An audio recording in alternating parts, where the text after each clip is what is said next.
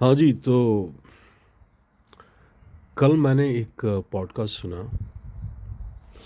कोई बासित नदीम साहब हैं, उनके पॉडकास्ट पे एक जनाब आए थे, उनका नाम है साहिल अदीम। और कल फिर साहिल अदीम साहब ने बोंगियाँ मारी और लोगों को सुपीरियर साइकोलॉजी समझाई। अच्छा जी, उन्होंने कहा कि ये जो लोग कहते हैं कि फ़लस्तीन में जंग जो है उसको बंद कराने की कोशिश करनी चाहिए, मुसलमानों को जंग की जगह अपनी कौम की तरबियत और उसकी डेवलपमेंट पे काम करना चाहिए। और ये अपने बच्चों को इस तरह से ज़िबा करवाना, उन्हें कुर्बान करना, छोटे बच्चों को, औरतों को, और उसको कोई इस्लामिक एंगल दे के उसकी बड़ी आ, उसको यूलॉजाइज करना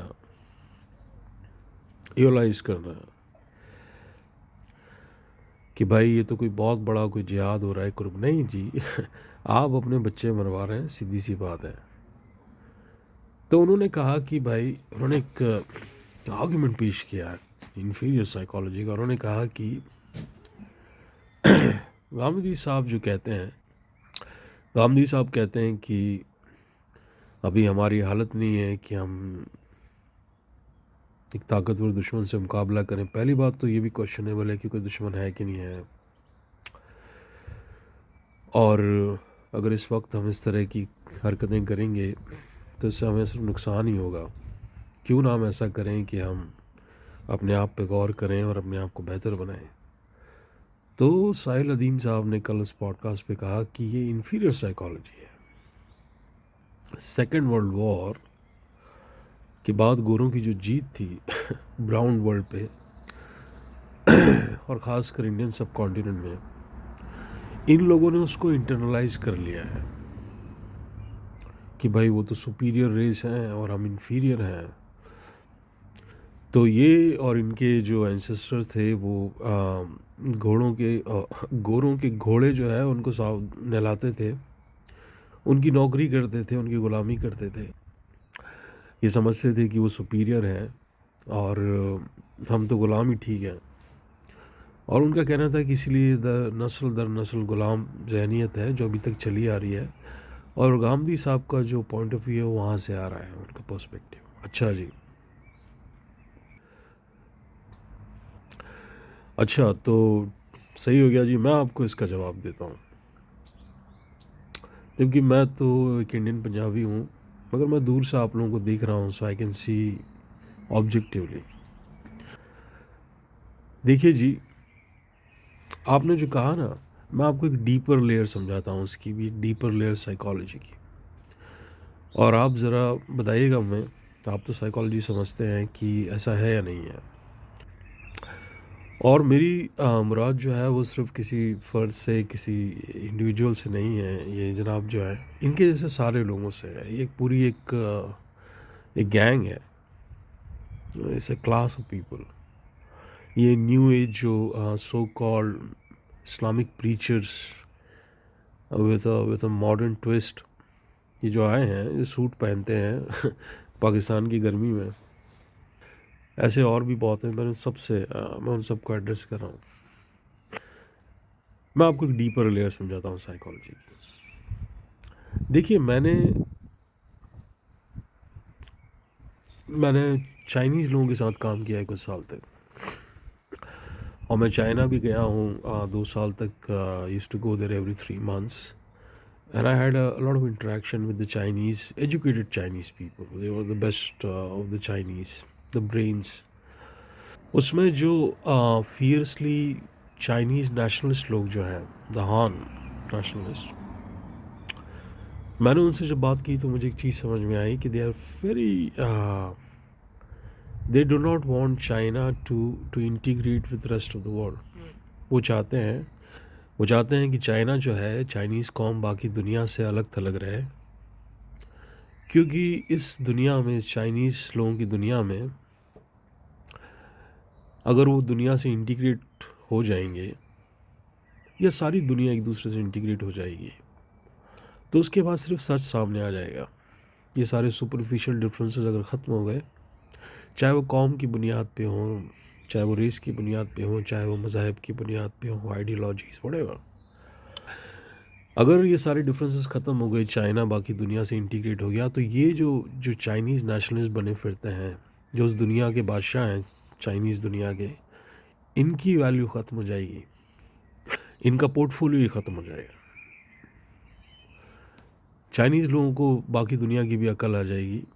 जब तक वो दुनिया से अलग थलग हैं, जब तक वो दुनिया से डरते हैं, दुनिया उनसे डरती है, वो आइसोलेटेड है, तो उन्हें कंट्रोल करके वो ये उन्हें नैरेटिव बेच सकते हैं और उस दुनिया के वो फ़ायदा उनको एक्सप्लॉइट कर सकते हैं, और वो करते हैं। यही बात मैंने इंडियन नेशनलिस्ट, हिंदू नेशनलिस्ट उनमें देखी है, जो हिंदुत्व फोक्स हैं। मैं ओरिजिनल इंडिया से हूँ, मैं हिंदू नहीं हूँ, मैं इंडिया से हूँ, मुझे पता है उनके बारे में। उनका भी एग्जैक्टली यही पॉइंट ऑफ व्यू है। वो भी ये चाहते हैं कि हिंदू जो है, इंडियन हिंदूज खासकर, वो बाकी दुनिया से ना थोड़े अलग से रहें, आइसोलेट होकर रहें, और इसीलिए वो ये सब बातें करते हैं कि हम तो दुनिया से बहुत अलग हैं और हमारा ऐसा था और वैसा था और हम पीछे जाएंगे। आपको पता है वो क्यों करते हैं ऐसी बातें?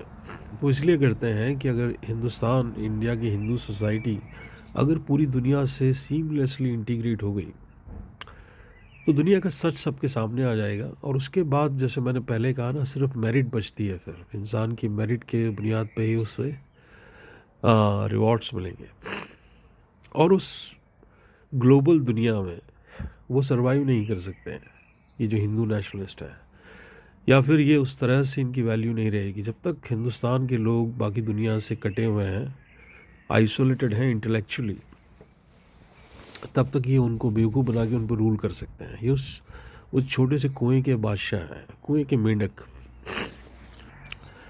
यही मसला दोस्त आप जैसे लोगों का है। ठीक है, मैं आपको साइकोलॉजी समझाता हूँ, इन्फीरियर साइकोलॉजी। जब ब्रिटिश एम्पायर हिंदुस्तान आई थी, और उसके साथ में एक्चुअली पूरे यूरोप का एनलाइटनमेंट, रेनेसेंस और मॉडर्न साइंटिफिक मेथड और उसके सारे जो फ़वायद हैं, एक ग्लोबल थॉट आया था। एक्चुअली कोई ब्रिटिश कॉम नहीं आई थी, और वो जो यूरोपियन रेनेसेंस है, वो बेसिकली दुनिया के सारे इल्म पे जो उन्होंने पूरी दुनिया से कलेक्ट किया था, उसकी बुनियाद पे रखा गया था। वो it's a truly globalist movement. पूरी दुनिया का सारा फ़लसफ़ा, सारा गुजरा हुआ नॉलेज, इल्म, सारी बेस्ट प्रैक्टिसेस एक जगह इकट्ठी हो गई थी, and that basically exploded into what you call the Renaissance, and then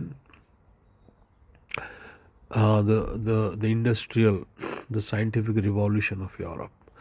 तो ब्रिटिश एम्पायर के साथ में वो सब भी आया था। जब वो आया, तो जिन लोगों ने सबसे ज़्यादा उसको रेजिस्ट किया, भाई बात कॉलोनाइजेशन और ग़ुलामी की नहीं है, वो तो गलत बात है, हमने उनको फिर बाद में निकाल भी दिया। मगर जो लोग कहते थे कि इनसे हमें सीखना चाहिए, जो समझदार लोग थे, उन्हें समझ में आ गया था कि ये कोई सिर्फ गोरों की या किसी उसकी बात नहीं है, हमारे सामने ह्यूमैनिटी का फ्यूचर आके खड़ा हो गया है। और वो सही थे। उन्होंने अपनी कौम को समझाया कि भाई इनसे तुम नफ़रत की बुनियाद पे लड़ोगे, जीनोफोबिक हो जाओगे, क्योंकि ये तुम्हारे मज़हब के नहीं हैं, क्योंकि ये तुम्हारी नस्ल के नहीं हैं, क्योंकि ये बाहर से आए हैं। सिर्फ इस बुनियाद पे अगर तुम उनसे लड़ोगे तो ये गलत लड़ाई है। हाँ, ये गलत बात है कि कोई आपको आगे कॉलोनाइज़ करे, और उसके लिए हम ज़रूर लड़ना चाहिए हमें, मगर इनसे सीखना है हमें, ताकि कल से हम अपना हक इनसे ले सकें, और मेरिट हमको अपने अंदर डेवलप करनी है। और उन्होंने अपने कौम को यही सिखाया, ये तरबियत की।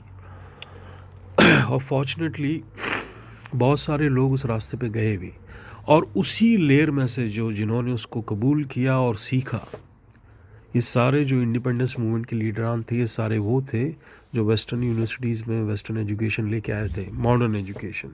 और उन्होंने आके फिर कहा कि नहीं, हम किसी से कम नहीं हैं, हम अपने आप को खुद गवर्न कर सकते हैं। मगर जो टिपिकल इंडियन हिंदू नेशनलिस्ट या फिर जो मुस्लिम्स हैं इंडिया के, ऑर्थोडॉक्स, कंजर्वेटिव, पिछड़े हुए, रिग्रेसिव, बैकवर्ड किस्म के लोग, उन्हें डर था कि अगर ये दुनिया खुल गई, अगर ये समाज बदल गया तो हमारी तो कोई वैल्यू रहेगी नहीं, हमारी कौन सुनेगा फिर। अगर लोग मॉडर्न मेडिकल साइंस की तरफ चले गए तो ये जो नीम हकीम और ये जो वेद वेद बने फिरते हैं, इनका क्या बनेगा। हम अपना चूरन कहाँ बेचेंगे फिर।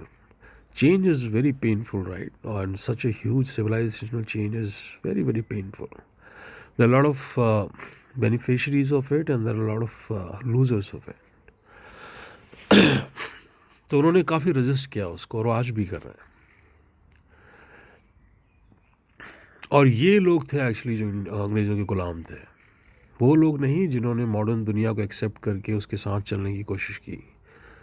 उन्होंने तो बाद में कहा कि हम खुद चला सकते हैं अपना मुल्क, मगर वो लोग जो रिट्रीट बैक कर गए, जिन्होंने अपने आप को बैरिकेड कर लिया अपनी आइडेंटिटी के नाम पे। सर सैयद अहमद ख़ान, उन्होंने मुसलमानों को यही समझाया था कि भाई मिर्ज़ा गालिब, इन्होंने समझाया था लोगों को कि ये नई दुनिया है, इनसे अब हमें बहुत कुछ सीखना है, हमें अपना नया वर्जन क्रिएट करना है, तब फिर हम कम्पीट करेंगे। मुसलमानों ने उस ज़माने के जो उलेमा थे, उन्होंने सर सैयद ख़ान के ऊपर फतवा लगा दिया कि ये तो काफिर है, ये हमसे कह रहा है कि हम अपने नया इल्म सीखें, मॉडर्न साइंस पढ़ें, ये तो काफिरों का इल्म है। मैं आपको एक और इंटरेस्टिंग बात बताता हूँ, मैं उनका नाम भूल गया। कोई जनाब थे जिन्होंने पहली बार अर्ली 19th सेंचुरी में 1800 समथिंग में कुरान का तर्जुमा किया था, ट्रांसलेशन किया था उर्दू में। वो पहली बार कुरान को उर्दू में ट्रांसलेट किया गया था। और उस वक्त भी, और उन्होंने इसलिए किया था ताकि जो साउथ एशिया के उर्दू स्पीकिंग मुसलमान हैं वो कुरान को तर्जुमे के साथ पढ़ सकें और समझ सकें, जो उसका बेसिक पर्पज़ है कुरान का। और उस वक्त के जो उलेमा थे, उन्होंने सब ने गिरोह बना के उनके ऊपर भी फतवा लगा दिया था कि ये इसने तो ब्लास्फेमी किया है, होली कुरान को इसने उर्दू जैसी घटिया ज़बान में ट्रांसलेट करके कुरान की जो है तौहीन की है। ये उनका आर्ग्यूमेंट था। मगर आप और मैं दोनों जानते हैं कि सच ये था कि वो नहीं चाहते थे कि कुरान का इल्म जो है वो आम लोगों को एक्सेसिबल हो। देखिए दोस्त, आप जैसे लोग, कैज़र राजा जैसे लोग, और भी आपके यहाँ ऐसे हैं जो ये कहते हैं मुसलमानों से कि नहीं नहीं, बाकी लोगों से नफ़रत करो, उनसे दूर रहो, वो काफिर हैं, ये वेस्टर्न दुनिया ऐसी है। ये सारे लोग एक्चुअली मुसलमानों के दुश्मन हैं। इनकी एक इन्फीरियर साइकोलॉजी है। ये समझते हैं कि अगर मुसलमान बाकी दुनिया के साथ हमाहंग हो गए और बाकी दुनिया को भी उन्होंने पढ़ लिया, समझ लिया, सबकी बातें सुन ली, तो फिर हम जो ये स्नेक ऑयल बेच रहे हैं इनको बेच नहीं पाएंगे। हम कुएं के मेंढकों के बीच में, वो क्या कहते हैं, अंधों में काना राजा। तो अभी तो हम बन सकते हैं, मगर अगर ये कॉम ट्रूली इंटरनेशनल हो गई, ग्लोबल हो गई इसके आउटलुक में, तो फिर हमारे ऐसे लोगों की कोई वैल्यू नहीं होगी। अभी हम इनके डर पे, ये जो इग्नोरेंस है बाकी दुनिया की मुसलमानों को लेकर और मुसलमानों की बाकी दुनिया को लेकर, इस इग्नोरेंस पे हम अपना धंधा करते हैं। अगर वो इग्नोरेंस ख़त्म हो गई तो हमारा धंधा, हमारी दुकानदारी बंद हो जाएगी। और वो ट्रूली, जैसे मैंने कहा कि उसके बाद सिर्फ मेरिट बचेगी, और उस ट्रूली मेरिटोक्रेटिक वर्ल्ड में हमारे ऐसे लोगों की कोई जगह नहीं होगी, कोई हमारी बात नहीं सुनेगा। मैं आपको चैलेंज करता हूँ, मैं आपको और आपके जैसे लोग जितने भी हैं, मेरी किसी इंडिविजुअल से मेरा मतलब नहीं है, कि आप ना किसी भी फील्ड में, किसी भी शोबे में एक प्रॉपर काम करके दिखाएं, चाहे कोई भी सब्जेक्ट हो। Proper authentic bodies of knowledge जो है, जो प्रॉपर स्कॉलर्स हैं, आप उनके पास जाएं। ये देखो, एक जर्मन जो है ना, मिलिट्री एयरप्लेन जा रहा है फ़लस्तीन बम फेंकने के लिए तो आप ना किसी भी शोबे में जाके ढंग का स्कॉलरली काम करके दिखाएं, पीयर रिव्यूड, चाहे वो साइकोलॉजी में हो, चाहे वो इवोल्यूशन पे हो, चाहे वो क्वांटम फिज़िक्स पे हो, जाके ज़रा दुनिया के सही फोरम से सही लोगों से बात करके दिखाएं, कुछ प्रॉपर रिसर्च पेपर पब्लिश करें जिसको दुनिया एक्सेप्ट करें, ठीक है। तब आपको मैं कहूँगा कि हाँ ठीक है, आपने कुछ करके दिखाया, चाहे किसी भी फील्ड में हो, एनीथिंग एट ऑल, फ़िलासफ़ी में, पॉलिटिकल साइंस में, सोशोलॉजी में। और देखिए, मैं किसी ऑर्थोडॉक्सी में बिलीव नहीं करता कि जो बने बनाए तौर तरीके हैं उसी में आप कोई नया ख्याल लेके आए, कोई मसला नहीं है, नई थ्योरी लेके आए, मगर उसको क्वालिफाई करें, उसको प्रॉपरली ग्राउंड करें। आप लोग ये आधी अधूरी सी बातें करते हैं, कुछ इधर से पिक कर ले, इधर से पिक कर लिया, उधर से ले लिया, ये ना, ये सब सतही किस्म की बातें हैं, ये सब फर्जी बातें हैं, ठीक है। आपको भी पता है बात, उस दुनिया में आपकी कोई, इसीलिए मैं कहता हूँ अगर दुनिया इंटीग्रेट हो गई और सच सबके सामने आ गया तो आपके जैसे लोगों की हकीकत भी सबको पता चल जाएगी। फिर ये आप ये मुसलमान बच्चों को जो बेवकूफ़ बना रहे हैं ना, वो नहीं बना पाएंगे आप, ये बात आपको पता है। और इसलिए आप उनको डरा के रखना चाहते हैं ताकि वो कुएं के मेंढक बन के रहें और तब आप मेंढकों के बादशाह बन जाएं। अपनी कौम के साथ आप बहुत ज़्यादती कर रहे हैं, बहुत जुल्म कर रहे हैं। शायद आपको भी पता नहीं है बात, अभी सेल्फ अवेयरनेस आपके अंदर नहीं है, वो हिंदुत्व के लोगों के अंदर भी नहीं है, वो जो हान चाइनीज़ नेशनल उनके अंदर भी नहीं है। ये चीज़ें जब आप किसी सिस्टम का हिस्सा होते हैं तो आपको समझ नहीं आती। सेल्फ अवेयरनेस बहुत मुश्किल होती है, तो उसके लिए आपको सिस्टम से बाहर निकल के उसे दूर से देखना पड़ता है, तब आप उसे ऑब्जेक्टिवली देख एनालाइज कर पाते हैं। शायद आपको पता भी नहीं है बात। हाँ जी, वो इकबाल का एक शेर है, क्या है कि जब असले शाहूद हो, शाहिद हो, मशहूद एक है, हैरान हूँ फिर मुशाहिदा है किस हिसाब में।